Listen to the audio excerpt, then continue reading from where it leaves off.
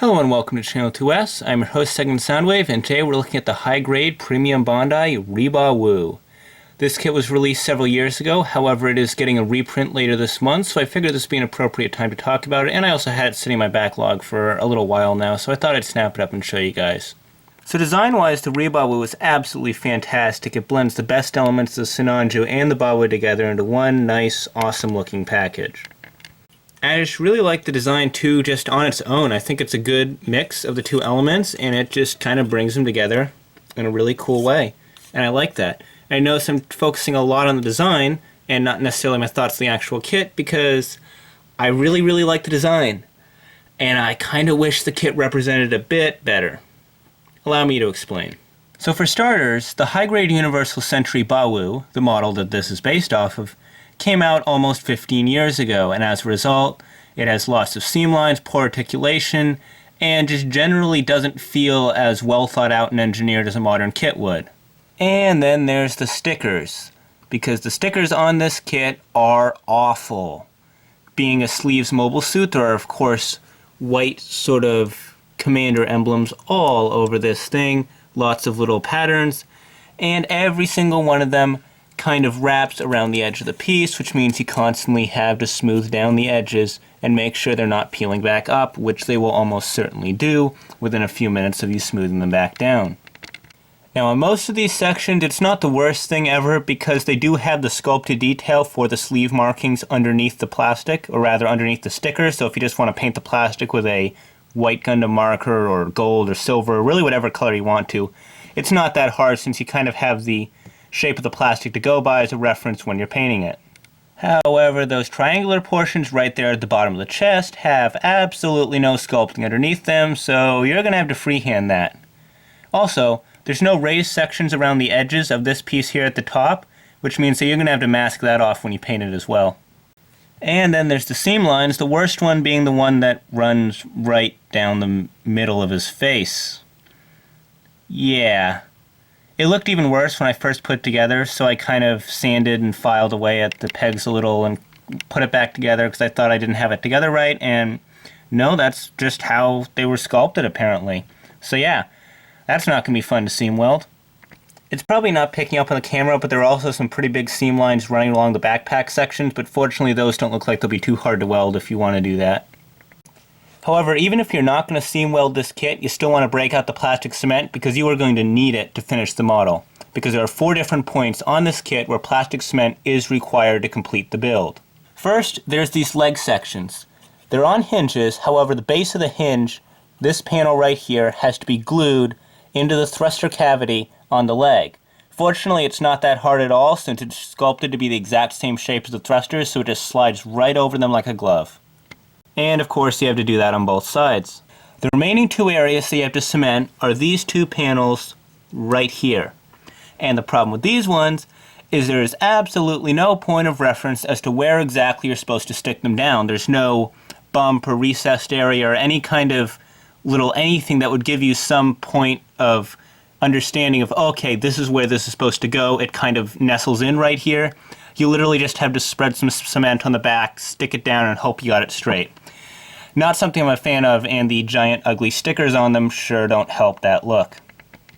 The next problem I have with this kit stems from the fact that it's a premium Bandai release, and as many premium Bandai releases do, the parts that are new for the kit are actually just on one runner, and they give you 2 copies of that runner, so you have left and right versions of the parts.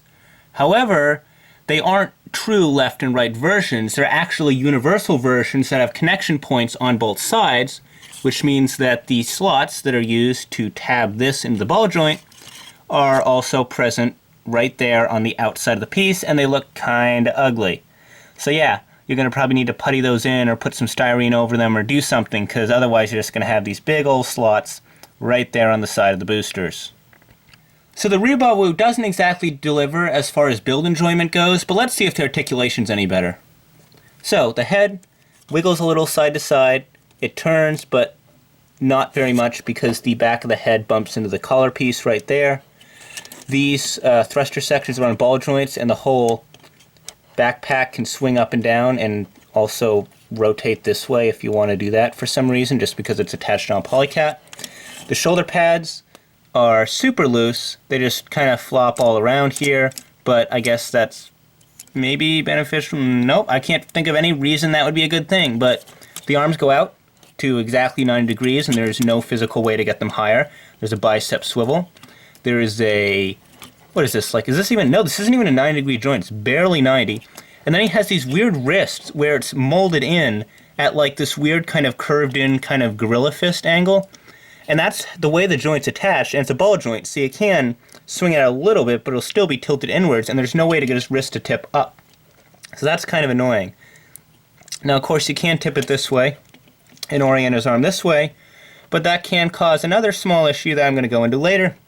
But right now, I'm going to move on to the torso articulation, if he had any, because he doesn't. It's literally just a big block of plastic. Yay! And then we get down to the waist. So on the waist here, the front skirts move up, and they're always going to be attached because it's just a straight peg going through there, so you cannot separate the side skirts like you could on a modern kit. These wings go out, but the actual side skirts themselves are fixed in place. These flaps can move around, however they're constantly knocking into those wings as you're trying to pose the kit and generally make things kind of annoying.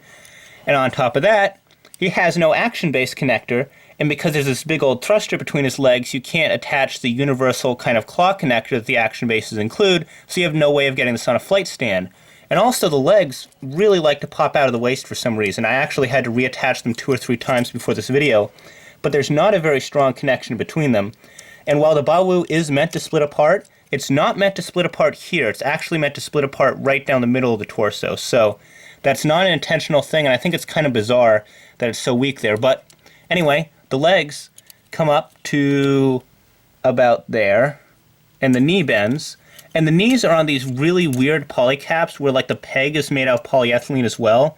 And I keep feeling like I'm going to break something whenever I move the knees, but they do bend pretty far. I guess that's something positive. And he has this weird kind of almost digigrade knee mechanism because of the way he transforms, so you have to remember to keep that straightened out when you have him standing around.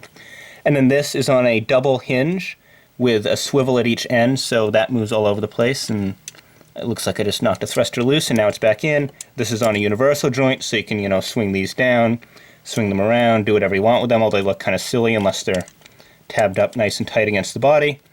And then the ankles have a little bit of movement, but are just kind of okay. The only really impressive movement they have is downward.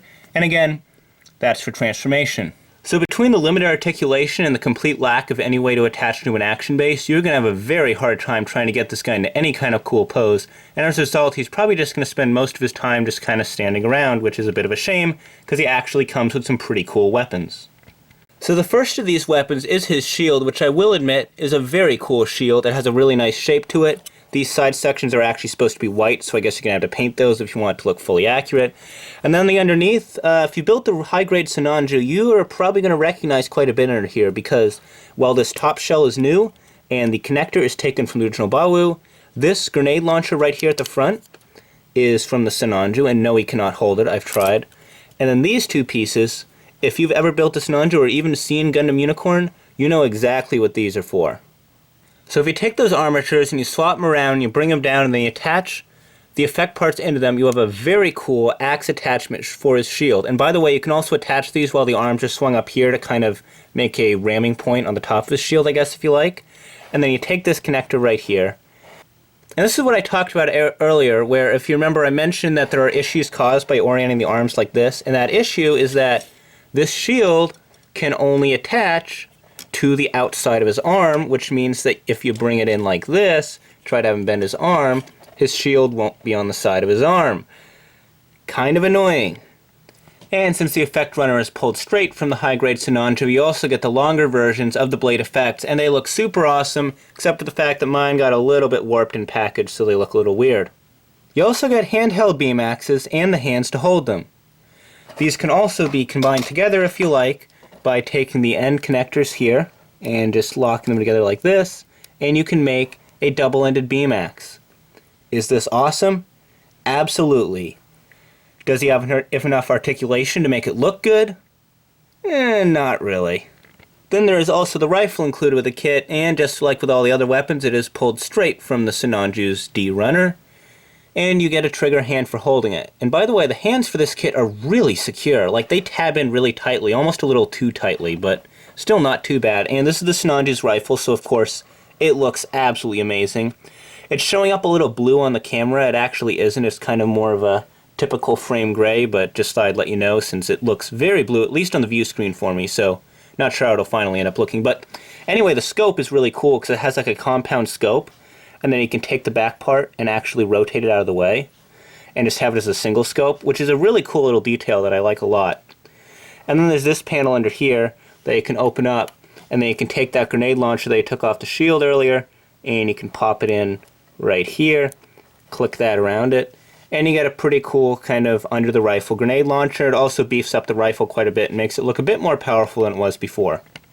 And then the final weapon that you get with the kit that you're officially supposed to use with it is easily the coolest, awesomest piece of plastic in the box. Are you ready for this, guys? This is super cool. I'm going to show it to you right now. You ready? Yeah, they actually want you to use the toothpick beam saber from the original Rebawoo runner. Yeah, no thank you. But the crazy part is, they actually give you those really cool beam saber effects from the Sinanju, they just don't give you any handles for them. In fact, there are a lot of leftover pieces included with this kit. So for starters, you get the feet for the original Rebawoo, which I honestly prefer because they actually have a mid-toe joint, which I think is pretty cool. You get the beam saber blades I already told you about, and you get the rifle for the original Rebawoo. But that's just a start because you also get part of the head for the Rebawoo, the chest guards for the Rebawoo, whatever these pieces are, 2 different sets of wings, the top part of the shield for the Rebawoo, as well as the hands. However, you do not get the bottom part of the shield because that's already being used on the new shield. And then because there's 2 copies of the new runner, you even get duplicate parts of some of the new Rebawoo sections. You actually get most of what you need to complete the head. You get another set of side skirt attachments, and you get another set of the vents. You even get another copy of that awesome shield, although, again, you only have one of the connectors, so you have to decide which one you want to use. And that's not even counting the pretty sizable pile of just random Sinanju frame parts you get. And now for the gimmicks on the Rebawoo. This is a high grade, of course, so there won't be a lot of them, but the big one is the transformation. So the first thing you're going to want to do is just grab the kit and basically just rip them in half. Kind of want to wiggle away at here. If the backpack's plugged in, you might want to lift it up a bit. You might maybe want to kind of pull it back at this piece a little. That kind of helps untab it. And then you just lift up, and it separates just like so. And now we're going to continue the transformation with the lower body since that's the easier one of the 2 to complete. So, you push out these little wings, you kind of rotate. Like I said, kind of annoying. So, you're going to want to rotate these, bring them out, like that, and then you kind of just take the legs and just kind of hinge them back on those hinges that I mentioned before that were kind of annoying. Tip the feet down. This is where the bendable toes on the old Rebawoo feet came in handy. And then you kind of arrange them like this, and then you can rotate these to be facing forward-ish. And of course everything's starting to kind of work its way out of place because it's a bit of a rickety kit. So here's the leg flyer, and what can I say? It looks kind of lame. It's very obviously a pair of giant robot legs, and there's really not much else you can do with it unless you want to attach the missile pods up here, but I usually like to leave those in the upper body, so I'm going to do that when I get to the upper body transformation, which will be right about now. So what you have to do with the upper body is a little different, it's a little more difficult, and there's a bit of parts forming that's included with the Rebawoo, unfortunately, that wasn't present on the Rebawoo, but it's not too bad, so I'm going to just get right into it. So basically, you're going to want to flip these down, and then you're going to want to take the torso here, you're going to want to swing this up, and just kind of move everything out of the way for now so you can get to the innards. And you want to push the head down in, and it does lock kind of upwards once the lower body connects to it, so you don't have to worry about the head dropping in when you're not transforming it, which is nice. This flap you just kind of push down. The arms swing down and under. They tuck in here quite nicely, actually. So you just lock them in, and I'm going to leave them a little bit down for now because I will be attaching more stuff on here in just a moment. And then what you have to do with these, I'm not going to do it completely on camera because it's kind of tedious and not that great, but basically you pull these off of that gray connector, and then you take this little section here, you pull it off, and then you attach it to the underside of the wing, and then you take this piece and attach it to where that is. So basically the whole thing gets turned 90 degrees. So now that you've finished reattaching the wings, what you're going to do is you're going to attach the shield, and there's a clip underneath the backpack, and it clips over this kind of bar on the shield. So you just push it in there and clip it in, and it locks it there like that, and you push the arms kind of down over it like that, and now we're almost done. All we have to do is do a little bit of parts forming to the gun, and then we'll be completed. So for the rifle, what you're going to do is you're going to pull the scope off, and you don't want to just take that off, you actually want to take the whole bar that it's on off as well. And you take this, and you just kind of stick it on the back, right about here, it looks like. So you just kind of stick it on like this. And you take the body, and you'll notice there's a kind of off-center peg right there. There's a slot here, and you basically just kind of stick them together like that. And now you have an almost completed top fighter. The only thing you're going to do right now is grab onto these actually pretty cool little triple missile things, and you basically just kind of stick them in here underneath the wings. So here we have what I will collectively refer to as the Rebawoo fleet. So I already talked a little bit about the lower body flyer. I'm not a big fan of it, it kind of looks like a pair of legs. But the top fighter I actually like quite a bit. It's got a nice sleek look to it, even with the shield and rifle attached, and quite frankly I generally prefer the way it looks without the rifle, so I'm just going to see if I can just kind of wiggle this off like that. And I think I'll take the shield off as well. So we just have the basic top fighter, and I honestly think this looks much nicer. I think it looks a little more like a jet than most Gundam transformations do outside of the Zeta family, so I do appreciate that. And it's just generally a cool looking little plane, and of course it's got the missiles, it's got nice little armaments all over it, so this guy is not unprotected at all. And he actually just looks kind of cool, and I have to say, I do kind of like the way these two look together. I just wish there was less parts forming involved. So in the end, do I recommend this model? I'm going to have to say no. Really, the only thing it's good for is standing around and looking cool, and in order to make it properly look cool, you're going to have to do a lot of work to it. At the very least, you're going to have to do some cementing on it, and in order to make it look really nice, you're going to have to do painting, seam welding, gap filling. There are a lot of things you're going to have to do to this to make it look really nice, and unfortunately, because of that, I just can't really recommend it. It does one thing kind of well and then doesn't do a bunch of other things, and on top of that, it's a premium Bandai kit, so you're probably going to be paying like $40 to $50 for it, possibly even more than that depending on where you live. So in the end, while this is getting reprinted, so it might be a little easier to find from now on, I'd honestly recommend spending that money on a Re 100 Rebawoo, because at least that thing looks like it's going to pose pretty well. Anyway, this has been the review of the high-grade premium Bandai Rebawoo. If you liked this video, be sure to leave a like, and if you're new here, subscribe for more Gunpla news and reviews. And like I said before, keep sharing these videos. We've had a ton of new subscribers join the community, and that is super awesome. Let's see if we can hit 2,000 by Thanksgiving. And I have a lot of other stuff planned this month, so it is going to be an awesome month. Got a bunch of stuff lined up. Anyway, I'm your host, Second Soundwave, here at Channel 2S, and I will see you next time.